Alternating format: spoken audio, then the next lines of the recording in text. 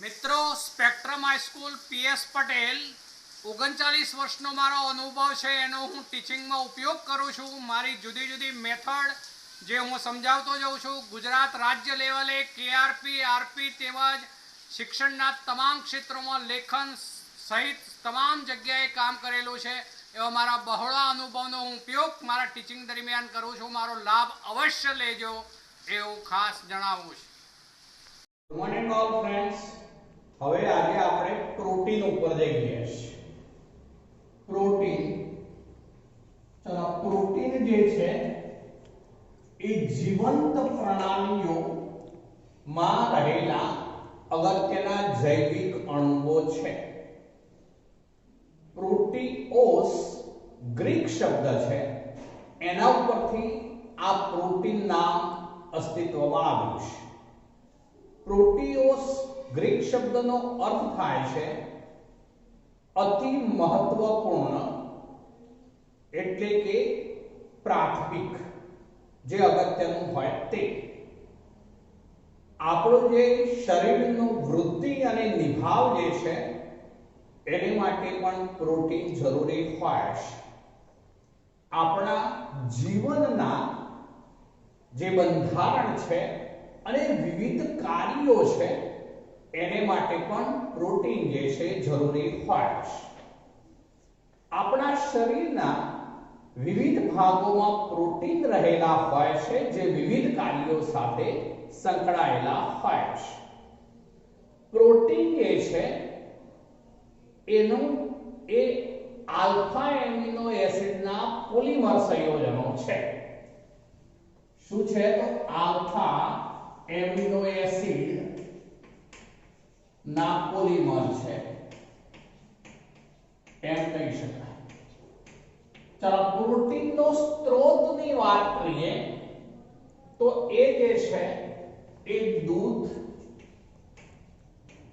Cheese, ચલો એ ઉપરાંત જે છે એ કઠોળ, મહત્તમ પ્રમાણમાં હોય કઠોળની અંદર કઠોળ, ચલો એ ઉપરાંત વાત કરીએ તો મગફળી, પછી માછલી, પછી માંસ વગેરેમાં એ મહત્તમ પ્રમાણમાં મળી આવે। દૂધ, ચીઝ, કઠોળ, મગફળી, માછલી, માંસ વગેરેમાં મહત્તમ પ્રમાણમાં મળી આવે। તો આલ્ફા એમિનો એસિડના એ બધા પોલિમર છે પહેલી તો વાત। હવે અહીંયા એમિનો એસિડની વાત આવી તો હવે આપણે એમિનો એસિડ ઉપર જઈએ છીએ। ચલો એમિનો એસિડ જે છે એના બંધારણમાં આપણે આવું કહી શકીશું કે દાખલા તરીકે આ એક R સમૂહ છે, આ CH છે, આ NH2 છે, આ COOH સમૂહ છે।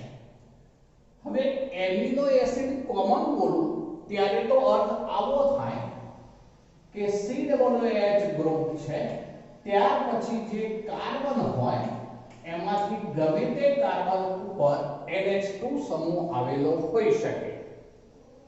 એ વખતે આપણે જો એને નામકરણ કરવું હોય તો જે COOH સમૂહ પછીનો જે પ્રથમ કાર્બન છે એને કહેવાશે આલ્ફા કાર્બન, પછીનો કાર્બન બીટા કાર્બન, પછીનો ગેમા, પછીનો જે છે ડેલ્ટા। તો એ રીતે ક્રમ હોય તો એમાંથી કયા કાર્બન ઉપર NH2 સમૂહ રહેલો છે એને આધારે એમિનો એસિડનું આપણે જે છે નામકરણ કરી શકીએ। અહીંયા આલ્ફા એમિનો એસિડનો પોલિમર છે એટલે હવે આપણે ફક્ત આલ્ફા કાર્બન ઉપર જ NH2 સમૂહ આવેલો હોય એવું આપણે નક્કી થશે। તો જુઓ આ COOH સમૂહ પછીનો પ્રથમ કાર્બન આલ્ફા કાર્બન છે, એના ઉપર NH2 સમૂહ રહેલો છે। આમ તેના બંધારણમાં એક બેઝિક એવો NH2 એમિનો સમૂહ અને એક કાર્બોક્સિલિક એસિડ જે એસિડિક સમૂહ છે એ બંને આવેલા છે। R તરીકે જે છે એ કોઈ પણ શાખા હોઈ શકે છે, જુદી જુદી શાખા જેમ બદલાશે એમ વિવિધ એમિનો એસિડ જે છે એ પણ બદલાતા જશે। હવે આ જે બધા એમિનો એસિડ જે એમને રૂઢિગત નામથી ઓળખવામાં આવતા હોય છે. હવે જે રૂઢિગત નામ છે એ એમના ગુણધર્મને આધારે અથવા તો એ ક્યાંથી મળી આવે છે એમના સ્ત્રોતને આધારે નામ આપવામાં આવેલા હોય છે. દાખલા તરીકે આપણે વાત કરીએ તો જે ગ્લાયસિન નામ છે, ગ્લાયસિન એટલે એવો એમિનો એસિડ કે જે સ્વાદે ગળ્યો છે, મીઠો છે. તો એને માટે ગ્રીક શબ્દ છે ગ્લાયકોસ. ગ્લાયકોસ શબ્દનો અર્થ થાય છે સ્વાદે મીઠું, ગળ્યું. અને તેથી એના ઉપરથી જે આલ્ફા એમિનો એસિડ સ્વાદે ગળ્યો છે એને ગ્લાયસિન તરીકે ઓળખવામાં આવ્યો. ગ્લાયસિન જે છે એનું બંધારણમાં અહીંયા R જે છે એ જગ્યાએ H મૂકી દઈએ તો એનું સૂત્ર બની જશે Na2CH2COOH. તો એ ગ્લાયસિન છે. ચાલો બીજું એક ઉદાહરણ કહું છું. એટલે અહીંયા અર્થ એવો થયો કે આપણે સ્વાદે ગળ્યો મીઠો પદાર્થ એટલે એ ગુણધર્મને આધારે એનું નામ બનાવ્યું ગ્લાયસિન. ચાલો બીજું સ્ત્રોતને આધારે પણ બની શકે. દાખલા તરીકે જેને આપણે ચીજ કહીએ છે એને માટે ગ્રીક શબ્દ છે ટાયરોસ. ટાયરોસ એટલે ચીજ.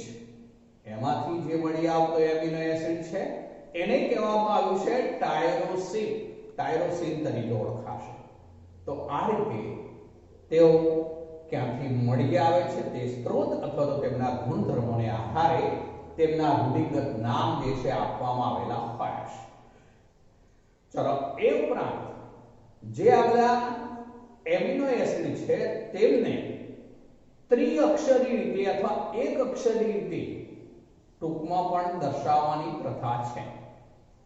દાખલા તરીકે આપણે ગ્લાયસિન લઈએ છીએ તો ગ્લાયસિનના બંધારણ વખતે આ R તરીકે ફક્ત H હોય ત્યારે આપણું સૂત્ર આવું Na2CH2COOH થઈ જશે. એ ગ્લાયસિન તરીકે ઓળખાશે પણ એનું ટૂંકાક્ષરી થશે GLY. કેપિટલ G પછી L પછી Y, કેપિટલ GL પછી Y. એટલે કે હવે હું R તરીકે લખું તો એમાં H હોય ત્યારે કહેવાશે GLY. અને એનું નામ શું છે તો ગ્લાયસિન. એને ગ્લાયસિન તરીકે ઓળખાશે. ગ્લાયસિન. ચાલો બીજું લઈએ છે R તરીકે જ્યારે CH3 હોય ત્યારે એને કહેવાશે એલેનાઇન. એલેનાઇન. ચલો એલેનાઇન જે છે એને કહેવાશે ALA. ALA એનો સિમ્બોલ થશે ALA. શોર્ટ ફોર્મ પ્રથમ અક્ષર ઉપરથી આનું G જ્યારે આનું A. અર્થ એવો થશે. ચલો એ ઉપરાંત લઈએ તો વેલિન તરીકે જે ઓળખાય વેલિન તો એના બંધારણમાં CH3 twice CH અને આ ડેશ આવું હોય ત્યારે વેલિન તરીકે ઓળખાશે JVAL. ચલો એ જે છે એને માટે V. ચલો ત્યારબાદ છે લ્યુસીન. ચલો લ્યુસીન જે છે એના બંધારણમાં CH3 પછી twice CH2 ડેશ.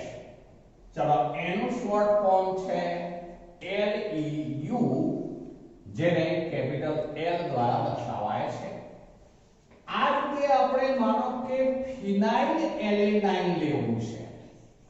ફિનાઇલ એલેનાઇન તો એ વખતે આવું હોય C6H5CH2 ડેશ જેને PHE દ્વારા દર્શાવાય છે પણ એનો એક અક્ષરી જે છે એ F તરીકે ઓળખાશે. ચલો એ ઉપરાંત ટાયરોસિન લઈએ છે માનો કે તો ટાયરોસિન જે છે એમાં પહેલા સ્થાનમાં OH સમૂહ રહેલો હોય આમાં C6H4 થશે. હવે CH2 આવો સમૂહ આવેલો હોય છે ટાયરોસિન ની અંદર POH C6H4CH2 ચલો આ જે છે એને કહેવાશે ટાયરોસિન માટે TYR ચલો એને માટેનો સિમ્બોલ જે છે એ Y છે તો આ રીતે આ વિવિધ એમિનો એસિડ છે એમને આવા ત્રિઅક્ષરી અથવા એક અક્ષરી દ્વારા પણ દર્શાવી શકાય છે આ આપણે આ સૂત્રમાં R તરીકે આવા જુદા જુદા સમૂહ મૂકીએ ત્યારે આખા જે સંયોજનો બનશે તે વિવિધ amino acid glycine alanine વેલિન leucine ફિનાઇલેલેનાઇન થાયરોસિન આવા વિવિધ નામથી ઓળખાશે જે આપણે બુક્સ ની અંદર આખો એક કોઠો આપ્યો છે મિત્રો તો એને સમજીને વ્યવસ્થિત રીતે તૈયાર કરીશું જે ટૂંકાક્ષરી નામો પણ ઘણી વખત પૂછાતા હોય છે અને એનો R તરીકે કયો સમૂહ છે એવું JEE ની પરીક્ષાની અંદર પણ પૂછાઈ ચૂક્યું છે એટલે આપણે વ્યવસ્થિત આખો કોઠો સમજીને તૈયાર કરીશું ચલો હવે આગળ વધું તો એ એમિનો એસિડ જે છે એના વર્ગીકરણ ઉપર આવીએ છીએ આપણે એમિનો એસિડ નું વર્ગીકરણ લઉં ચલો એમિનો એસિડ એનું વર્ગીકરણ ચલો એમિનો એસિડ નું વર્ગીકરણ બે રીતે થઈ શકે છે એમિનો એસિડના બંધારણમાં NH2 સમૂહ અને COOH સમૂહની સાપેક્ષ સંખ્યાને આધારે વર્ગીકરણ થઈ શકે છે ચલો ફરીથી બોલું છું એમિનો એસિડના બંધારણમાં રહેલા NH2 સમૂહ અને COOH સમૂહ આ બંને સમૂહ એને આધારે આપણે એનું વર્ગીકરણ કરવું છે સાપેક્ષ સંખ્યાને આધારે હવે આ કેવો થશે એમાં તો એ પ્રમાણે પ્રકાર પાડીએ તો એસિડિક બેઝિક અને તટસ્થ એવા ત્રણ પ્રકાર પડે તો આપણે તટસ્થની વાત પહેલા કરીએ તટસ્થ એટલે અર્થ એવો થયો કે જે એમિનો એસિડના બંધારણમાં ડેશ NH2 સમૂહની સંખ્યા અને ડેશ COOH સમૂહની સંખ્યા સમાન હોય કયા બે સમૂહ તો ફરીથી બોલું છું ડેશ NH2 સમૂહ અને ડેશ COOH સમૂહ આ બંનેની સંખ્યા સમાન તો એ તટસ્થ એમિનો એસિડ હોય છે જેમ કે આપણે ઉદાહરણ તરીકે ગ્લાયસિન લીધું તો એ ગ્લાયસિનમાં NH2 સમૂહ એક જ છે COOH સમૂહ પણ એક જ છે માટે એ ગ્લાયસિન એ તટસ્થ છે તે ઉદાહરણ લખું છું હવે ધ્યાન રાખજો ગ્લાયસિન બીજું એલેનાઇન લઈએ તો એ પણ એવું બંધારણ ધરાવે છે અહીંયા મેં બતાવી દીધું તમને અહીંયા H મૂકી દઈએ તો ગ્લાયસિન અહીંયા આપણે CH3 મૂકી દઈએ તો એલેનાઇન તો એ વખતે ડેશ NH2 કે ડેશ COOH સમૂહની સંખ્યા એ બંનેના બંધારણો સમાન છે એક જ માટે તે તટસ્થ એમિનો એસિડ કહેવાશે ચાલો બીજું લઉં છું હું એસિડિક ચલો હવે તમને ખ્યાલ આવી ગયો છે એસિડિક માં શું વધારે હોય તો એસિડ ગ્રુપ વધારે હોય એટલે અર્થ એવો થયો કે જે એમિનો એસિડના બંધારણમાં ડેશ NH2 સમૂહની સાપેક્ષે ડેશ COOH સમૂહની સંખ્યા વધુ હોય ડેશ NH2 ની સાપેક્ષે ડેશ COOH વધુ હોય ત્યારે એસિડિક ગણાશે દાખલા તરીકે એમાં ઉદાહરણોની વાત કરીએ તો એસ્પાર્ટિક એસિડ ચલો બીજું કહીશું ગ્લુટામિક એસિડ તો આ બંને એસિડિક છે એમના નામમાં જ એસિડ શબ્દ આવતો હોય છે ચલો ત્રીજું લઈએ છે જે છે એમાં આ એસિડિક ચલો પછી ત્રીજું લઈએ છે બેઝિક ચલો બેઝિક ની અંદર શું વધારે હોય તો બેઝ ગુણધર્મ માટે જવાબદાર કોણ છે તો NH2 એટલે અર્થ એવો થયો કે જેમાં NH2 એમિનો સમૂહની સંખ્યા COOH સમૂહની સાપેક્ષે વધુ હોય એટલે કે ડેશ NH2 ની સંખ્યા વધુ બરોબર કોની સાપેક્ષે ડેશ COOH ની તો એ વખતે બેઝ ચલો બેઝિક ની અંદર વાત કરીએ તો લાઇસિન છે આર્જિનિન છે આ જે છે એ બેઝિક છે તો આપણે યાદ રાખીશું આ વર્ગીકરણ જે કર્યું આપણે એ એમિનો એસિડના બંધારણમાં રહેલા ડેશ NH2 અને ડેશ COOH સમૂહની સંખ્યાને આધારે છે ડેશ NH2 બેઝિક ગુણધર્મ માટે જવાબદાર ડેશ COOH એસિડિક ગુણધર્મ માટે જવાબદાર બંને સરખા હોય ત્યારે તટસ્થ ગ્લાયસિન એલેનાઇન જો COOH ગ્રુપ વધુ હોય તો acidic aspartic acid glutamic acid જો NH2 બેઝિક સમૂહની સંખ્યા વધુ હોય તો બેઝિક લાઇસિન આર્જિનિન ચલો બીજી રીતે પણ વર્ગીકરણ થઈ શકે બીજી રીતે વર્ગીકરણની વાત કરું તો અમુક એમિનો એસિડ આપણા શરીરમાં સંશ્લેષિત પામી શકે છે જે એમિનો એસિડ આપણા શરીરમાં સંશ્લેષિત પામી શકતા હોય એમને આપણે ખોરાક દ્વારા મેળવવાની જરૂરિયાત રહેતી નથી માટે એ બધા બિનઆવશ્યક એમિનો એસિડ કહેવાય ફરીથી એક વાર બોલું છું ધ્યાન રાખજો અમુક એમિનો એસિડ આપણા શરીરમાં આપમેળે સંશ્લેષિત પામતા હોય છે જેથી તેમને ખોરાક દ્વારા બહારથી મેળવવાની આવશ્યકતા રહેશે નહીં માટે તે બિનઆવશ્યક એમિનો એસિડ કહેવાય પરંતુ કેટલાક એમિનો એસિડ આપણા શરીરમાં સંશ્લેષિત પામતા નથી માટે તેમને આપણે ખોરાક દ્વારા મેળવવા જરૂરી બને છે આવા એમિનો એસિડ જે હોય તેમને કહેવાશે આવશ્યક એમિનો એસિડ હું આવશ્યક એમિનો એસિડની યાદી બનાવું છું જોજો આવશ્યક એમિનો એસિડ એવું કહું છું ધ્યાન રાખજો આવશ્યક એમિનો એસિડ ચલો આવશ્યક એમિનો એસિડમાં જે છે એમાં લાઇસિન લ્યુસીન આઇસોલ્યુસીન ચલો પછી હિસ્ટિડીન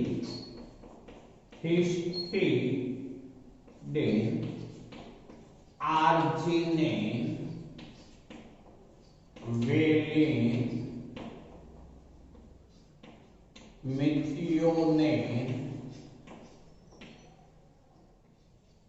થ્રિયોનિન ફિનાઇલ એલેનાઇન અને ટ્રિપ્ટોફાન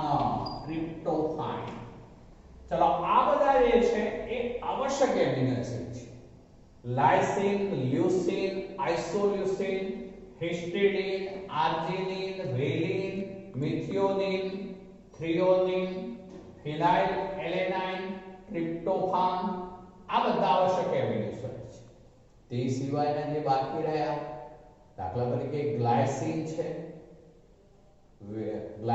છે એલેનાઇન છે ગ્લુટામિક એસિડ છે એસ્પાર્ટિક એસિડ છે તો એ બધા કહેવાશે તો એ બધા બિનઆવશ્યક પામશે આ બધા આવશ્યક એમિનો એસિડ છે તો આ આપણા શરીરમાં સંશ્લેષિત પામતા નથી માટે આ બધાને આપણે બાહ્ય રીતે ખોરાક દ્વારા મેળવવા જરૂરી હોવાથી તે આવશ્યક એમિનો એસિડ કહેવાશે તો આ એમિનો એસિડનું વર્ગીકરણ અગત્યનું છે મિત્રો નામકરણ પણ અગત્યનું છે હવે આવીએ છીએ આપણે એમિનો એસિડના ગુણધર્મો ઉપર ચલો એમના ગુણધર્મો ચલો એમિનો એસિડ બધા જે છે એ આલ્ફા એમિનો એસિડ જે છે એની વાત છે આપણે અહીંયા તો એ બધા જ ખૂબ જ ઊંચા ગલનબિંદુ ધરાવતા ઘન પદાર્થો છે તેઓ પાણીમાં દ્રાવ્ય છે. પાણીમાં દ્રાવ્ય છે, પરંતુ ખૂબ જ ઊંચા ગલનબિંદુ ધરાવતા સ્ફટિકમય ઘન પદાર્થો છે. ચલો, આ જે એમિનો એસિડ જે છે એમાં જ્યારે જલીય દ્રાવણ હોય ત્યારે આવું થવાની શક્યતા RCH Na2COH આમ તો તેના બંધારણમાં Na2 સમૂહ જે બેઝિક ગુણધર્મ માટે જવાબદાર છે એવો થશે. COH ગ્રુપ કાર્બોક્સિલિક એસિડ સમૂહ પણ રહેલો છે જે એસિડિક ગુણધર્મ માટે જવાબદાર ગણાય. હવે આ બંને સમૂહની હાજરી હોવાને કારણે તે આમ તો વાસ્તવમાં ક્ષારની જેમ વર્તે છે. ક્ષારની જેમ વર્તે છે. જ્યારે જલીય દ્રાવણ બનાવવામાં આવે ત્યારે આવું થવાની શક્યતા. જલીય દ્રાવણમાં એ પ્રોટોન આ એસિડિક સમૂહ જે છે એ પ્રોટોન આપવાની ક્ષમતા ધરાવે છે. ચલો, પ્રોટોન આપવાની ક્ષમતા ધરાવે છે કોણ? તો એસિડિક ગ્રુપ. જ્યારે આ NH2 ગ્રુપ જે છે એ પ્રોટોન સ્વીકારવાની ક્ષમતા ધરાવે છે, જેને કારણે આવું થઈ જવાનું. આ CH અહીંયા NH3 પ્રોટોન સ્વીકારે ત્યારે NH3 પ્લસ થઈ જવાનું. જ્યારે કાર્બોક્સિલિક એસિડ પ્રોટોન ગુમાવે એટલે આ માઈનસ આયન બની જવાનું. જો શું થયું એ ફરીથી બોલું છું.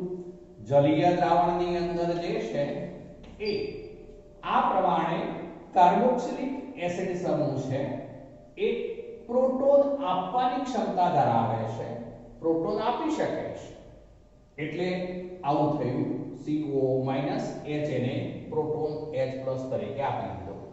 જ્યારે Na2 સમૂહ પ્રોટોન સ્વીકારવાની ક્ષમતા ધરાવે છે માટે NH3 પર પ્લસ આયન આવે. તો આમ દ્વિધ્રુવીય આયન બન્યો જેને જ્વિટર આયન કહે છે. આ જ્વિટર આયન છે. આ એમિનો એસિડ અને જ્વિટર આયન જે છે એમિનો એસિડ જે આલ્ફા એમિનો એસિડ છે એ અને જ્વિટર આયન વચ્ચે આવું સંતુલન સ્થપાયેલું હોય છે. આ સંતુલન હોવાને કારણે આપણે એવું કહી શકીએ કે માનો કે આની અંદર આપણે કોઈ એસિડ ઉમેરીએ તો ત્યારે પોતે બેઝ તરીકે વર્તે અને કોઈ બેઝ ઉમેરીએ તો ત્યારે તે પોતે એસિડ તરીકે વર્તે. કારણ કે જ્વિટર આયન સ્વરૂપ જે છે એ પ્રોટોન સ્વીકારવાની ક્ષમતા તેમજ પ્રોટોન આપવાની ક્ષમતા બંને ધરાવે છે. એ જ રીતે એમિનો એસિડ પણ પ્રોટોન આપવાની ક્ષમતા તેમજ પ્રોટોન સ્વીકારવાની ક્ષમતા બંને ધરાવે છે અને તેથી તેમને આપણે ઉભય ગુણધર્મી તરીકે ઓળખાવીશું. ભલે એ ક્ષારની જેમ વર્તે છે પણ એસિડ સાથે બેઝ તરીકે અને બેઝ સાથે એસિડ તરીકે બંને પ્રકારની વર્તણૂક દર્શાવી શકે માટે તેમને ઉભય ગુણધર્મી તરીકે ઓળખીશું. ચલો, આમાં એક બીજો વધારાનો પોઈન્ટ કહું. સમવિભવ બિંદુ જેને PI નો અર્થ એવો થશે આઇસો ઇલેક્ટ્રિકલ પોઈન્ટ. અર્થ એવો થશે કે આવો એમિનો એસિડ જે છે જ્વિટર આયન સ્વરૂપમાં જ્યારે હોય ત્યારે એવું pH મૂલ્ય ધરાવે કે જેને કારણે એવા દ્રાવણમાં બે વિદ્યુત ધ્રુવો મૂકી વીજ પ્રવાહ પસાર કરીએ તો હવે આવું સ્વરૂપ હોવાને કારણે તે પ્લસ માઈનસ બંને વીજભાર ધરાવતું હોવાને કારણે તે બંને વિદ્યુત ધ્રુવો એનોડ કે કેથોડ એમ કોઈની તરફ સ્થાનાંતર કરશે નહીં, બંનેથી સરખું અંતર બનાવી રાખશે. માટે એવું જે pH મૂલ્ય હોય તેને સમવિભવ બિંદુ અથવા તો PI એટલે કે આઇસો ઇલેક્ટ્રિકલ પોઈન્ટ તરીકે ઓળખવામાં આવે છે. ચલો, તો આ આપણે એના ગુણધર્મની વાત કરી, એની પ્રકાશ ક્રિયાશીલતાની વાત કરીએ છીએ. હવે પ્રકાશ ક્રિયાશીલતા. હવે જુઓ, આલ્ફા એમિનો એસિડમાં પ્રકાશ ક્રિયાશીલતા ચલો એમાં ગ્લાયસિન સિવાયના ગ્લાયસિનમાં શું થાય એ પહેલા કહીએ.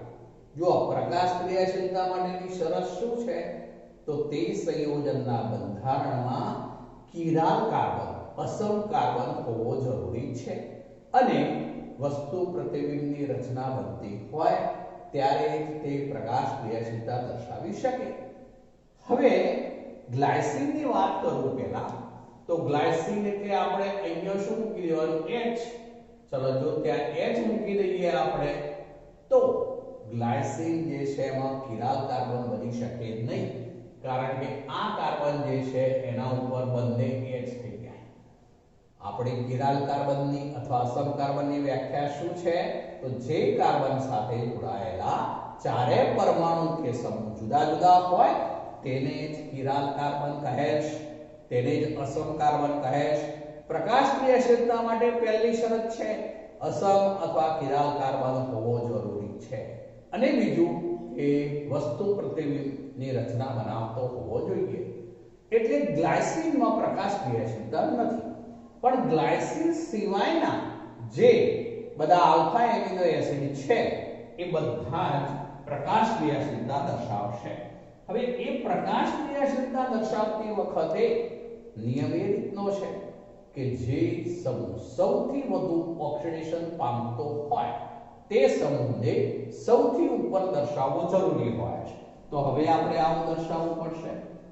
COOH સમૂહ સૌથી વધુ ઓક્સિડેશન પામેલો હોવાથી COOH સમૂહને સૌથી ઉપર બતાવીશું જ્યારે R સમૂહ જે છે સૌથી નીચે આવશે. હવે આપણે NH2 સમૂહ જે છે એ મેં અહીંયા આ સમૂહની આ કાર્બનની આ બાજુ બતાવી દીધો જ્યારે અહીંયા જે છે H છે. આ જે છે એ આલ્ફા એમિનો એસિડ કહેવાશે. કાર્બોક્સિલિક એસિડ સમૂહ પછીનો કાર્બન એ આલ્ફા કાર્બન એટલે આ આલ્ફા કાર્બન છે જે કિરાલ કાર્બન છે. હવે એ કિરાલ અથવા અસમ કાર્બનની ડાબી તરફ NH2 સમૂહ આવેલો છે માટે આનો વિન્યાસ એક કેપિટલ L ગણાશે. તો આ કેપિટલ L એમિનો એસિડ છે, કેપિટલ L એમિનો એસિડ.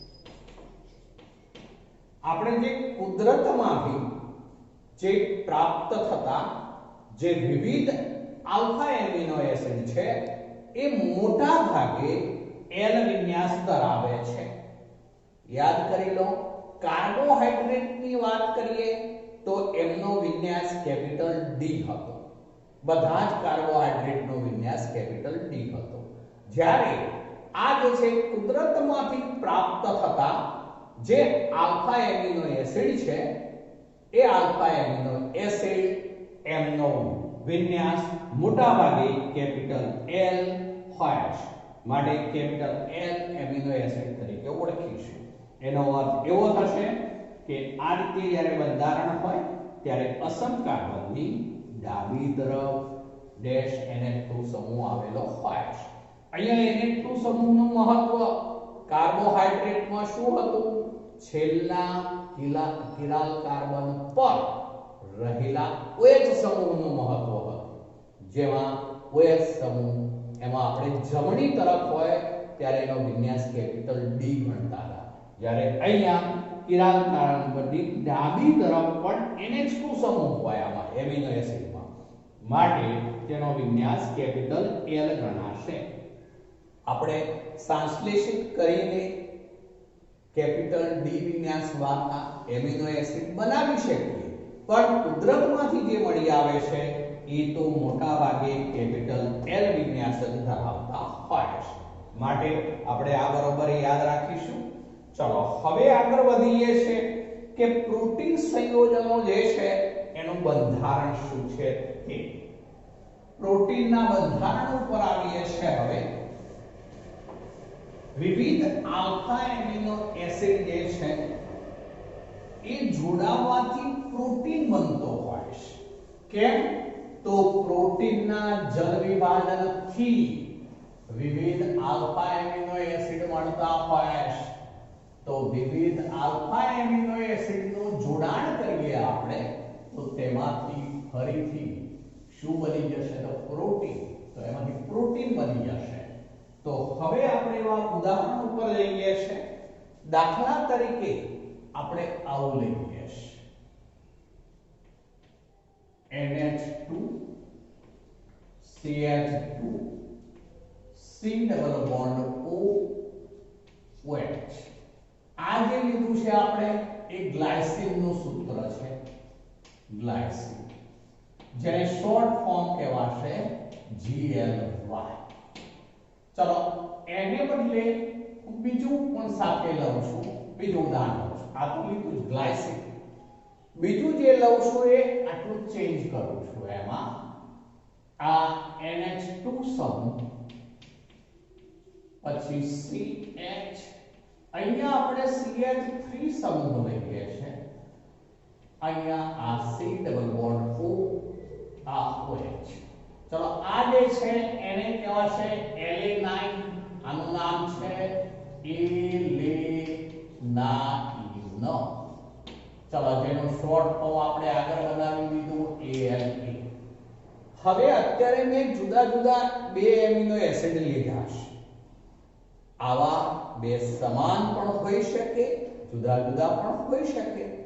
આવા એમિનો એસિડ એવી રીતે ગોઠવાય કે જેથી પ્રથમ અણુ જે હોય એનો કાર્બોક્સિલિક એસિડ સમૂહ એ બીજા અણુના ડેશ NH2 સમૂહની સામે ગોઠવાય હોય, ત્યારે તે બંને વચ્ચેની પ્રક્રિયાથી પાણીનો અણુ દૂર થશે. અહીંથી OH, અહીંથી H, H2O તરીકે દૂર થશે. તો H2O તરીકે દૂર થાય એટલે તે બંને એકબીજા સાથે આ રીતે જોડાઈ જશે. હવે અહીંયા જે બનવાનું એ NH2 પછી આ CH2 પછી આ C ડબલ બોન્ડ O બાકી રહ્યો, OH ગયો, અહીંથી H ગયો, તો CO પછી NH બનશે. ચલો પછી CH પછી અહીંયા CH3 પછી આ C ડબલ બોન્ડ O આ OH. અહીંયા અર્થ એવો થયો કે આ બંને જે એમિનો એસિડ છે તેઓ એકબીજા સાથે આવા એમાઇડ સમૂહ દ્વારા જોડાઈ ગયા. એમાઇડ સમૂહ દ્વારા જોડાઈ ગયા. આમ તો CONH2 સમૂહને આપણે એમાઇડ કહેતા હોઈએ છીએ, પણ આગળ જોડાણ એટલે અહીંયા NH પછી હોય બાકી. ચલો આ જે છે NH કહેવાશે પેપ્ટાઇડ બંધ, પેપ્ટાઇડ બંધ તરીકે ઓળખાશે. તો આમ બંને એમિનો એસિડ પેપ્ટાઇડ બંધ દ્વારા એકબીજા સાથે જોડાય છે, માટે આ એક ડાયપેપ્ટાઇડ સંયોજન બંધ જેનું નામ થશે ગ્લાયસિલ એલેનાઇન. ગ્લાયસિલ એલેનાઇન અથવા ગ્લાયસાઇલ એલેનાઇન. અહીંયા નામમાં આવું ચેન્જ આવ્યું, ગ્લાયસિન હતું એની જગ્યાએ અહીંયા થઈ જશે ગ્લાયસિલ. આના નામમાં ચેન્જ નહીં, એટલે કે સૌથી છેલ્લે અણુ હોય એના નામમાં ફેરફાર નહીં કરવાનો. એના આગળ જે સમૂહો જોડીએ એ એમિનો એસિડના નામમાં પાછળ લ લાગશે, એટલું ધ્યાનમાં રાખીશું. તો એ ગ્લાયસિલ એલેનાઇન જે એક ડાયપેપ્ટાઇડ છે એને કહેવાશે ડાયપેપ્ટાઇડ. ડાયપેપ્ટાઇડ એટલા માટે કે તેના બંધારણમાં બે એમિનો એસિડ એકબીજા સાથે પેપ્ટાઇડ બંધ દ્વારા જોડાયેલા હોય છે. એમાં પેપ્ટાઇડ બંધની સંખ્યા 1 છે. આ દરમિયાન પાણીનો એક અણુ દૂર થાય છે. ચલો તો ડાયપેપ્ટાઇડ છે. બીજું એક ઉદાહરણ લઉં છું, સમજો. દાખલા તરીકે આપણે આવું લઈએ છીએ, હું અહીંયા આવું લઉં છું NH2 પછી CH. ચલો અહીંયા આવું લઈએ છે CH2 C6H5.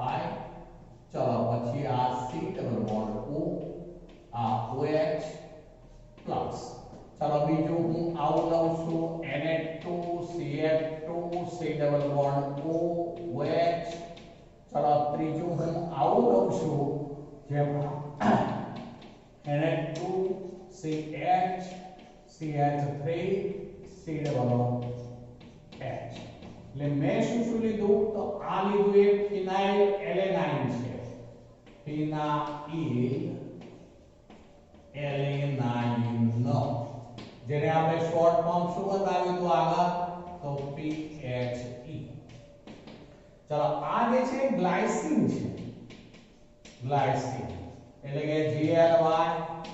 ચલો આ જે છે એ શું છે તો એ એલેનાઇન છે, એલેનાઇન જેને કહેવાશે ELE.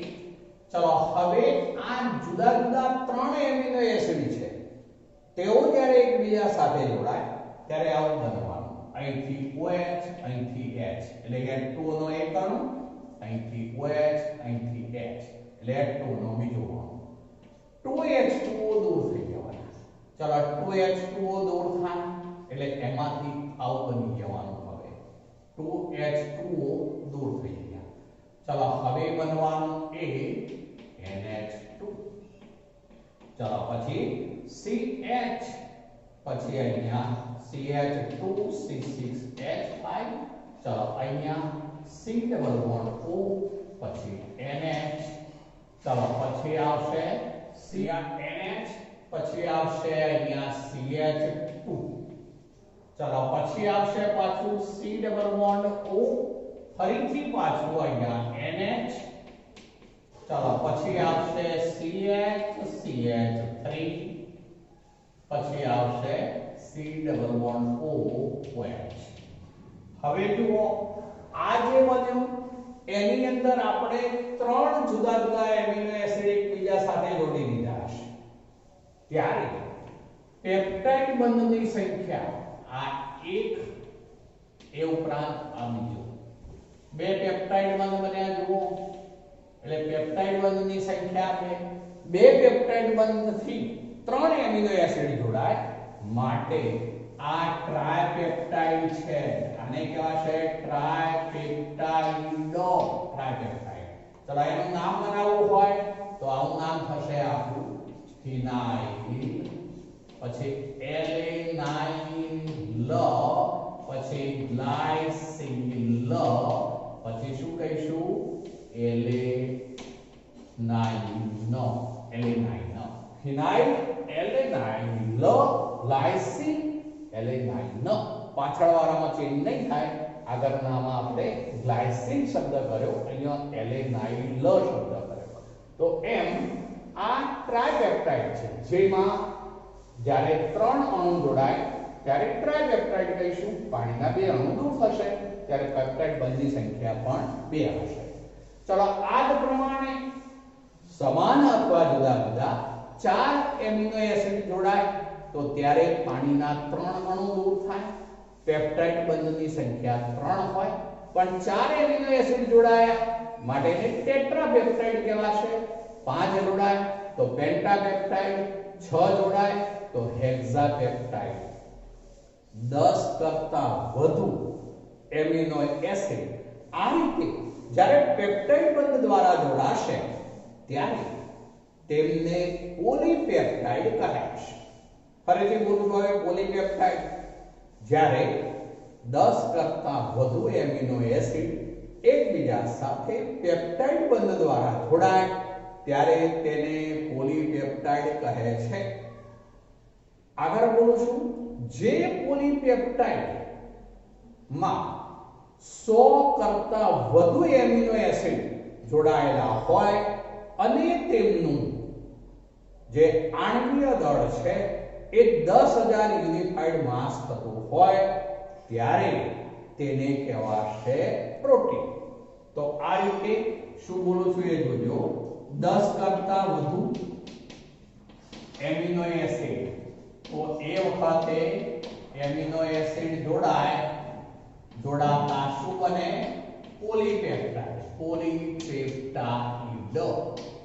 પણ 100 કરતા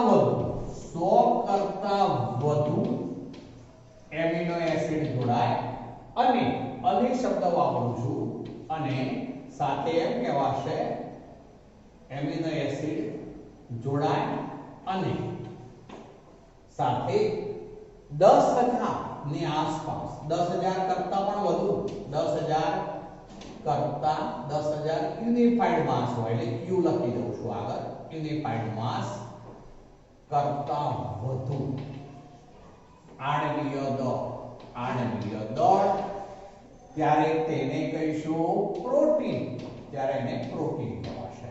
તો આ રીતે પ્રોટીન બનતો હોય છે. આમ તો પોલીપેપ્ટાઇડ અને પ્રોટીન વચ્ચે ભેદ રેખા બહુ ઓછી છે. દાખલા તરીકે ઇન્સ્યુલિન છે. હવે ઇન્સ્યુલિન જે છે પ્રોટીન તરીકે આમ તો ઓળખીએ છીએ, પણ એની અંદર 51 એમિનો એસિડ છે. ઇન્સ્યુલિન પ્રોટીન તરીકે ઓળખાય છે. ઇન્સ્યુલિન પ્રોટીનમાં 51 એમિનો એસિડ છે. આ સંખ્યા યાદ રાખીશું, 51 એમિનો એસિડ છે. ચલો તો આ રીતે એમિનો એસિડ લખવાની પ્રથા એ રીતે છે કે જેમાં જમણી તરફ જે હોય, ડાબી તરફ NH2 સમૂહ હોય, જ્યારે જમણી તરફ COOH સમૂહ હોય. કોઈ પણ બંધારણ જો ડાયપેપ્ટાઇડ છે તો એમાં પણ જે ડાબી તરફ છે NH2 સમૂહ, જમણી તરફ COOH સમૂહ. જો ટ્રાયપેપ્ટાઇડ તો એમાં ડાબી તરફ NH2 સમૂહ, જમણી તરફ COOH સમૂહ. એ રીતની લખવાની પ્રથા છે આખી. ચલો અર્થ એવો થશે કે જ્યારે એક પ્રથમ જે અણુ હોય તેનો COOH સમૂહ બીજા અણુના NH2 સમૂહ સાથે જ્યારે જોડાય ત્યારે પાણીના અણુઓ દૂર થશે અને CONH જે એમાઇડ છે બંધ દ્વારા એકબીજા સાથે જોડાય, તે બંધને પેપ્ટાઇડ બંધ કહે છે. જેથી આવા જે નિપજો બનશે એ ડાયપેપ્ટાઇડ, ટ્રાયપેપ્ટાઇડ, ટેટ્રાપેપ્ટાઇડ, પેન્ટાપેપ્ટાઇડ, હેક્સાપેપ્ટાઇડ. જો 10 કરતા વધુ હોય તો પોલીપેપ્ટાઇડ, અને જો 100 કરતા વધુ અને 10,000 કરતા વધુ આણ્વીય દળ હોય તો ત્યારે તેને પ્રોટીન તરીકે ઓળખવામાં આવશે. જે આ વિવિધ ઉદાહરણો આપણે લીધા છે એ અગત્યના છે. ગ્લાયસિલ એલેનાઇન જે છે ડાયપેપ્ટાઇડ છે, આને પણ શોર્ટ ફોર્મ દ્વારા દર્શાવી શકીએ. બે ભેગા કરી દેવાના, GLY ALA એટલે એનો સિમ્બોલ થઈ ગયો. એ જ રીતે આનું લેવું હોય તો આવું કહીશું આપણે PHE, પછી GLY અને ALA. તો એ ટ્રાયપેપ્ટાઇડ થઈ ગયો. તો એ રીતે આપણે ઇન્સ્યુલિન જે છે એ એવો પ્રોટીન છે કે જેમાં 51 એમિનો એસિડ છે. તો આ જે છે પ્રોટીન અને પોલીપેપ્ટાઇડ વચ્ચે સૂક્ષ્મ ભેદ રેખા છે. તો મિત્રો આજે આપણે આટલે સુધી રાખીએ છીએ.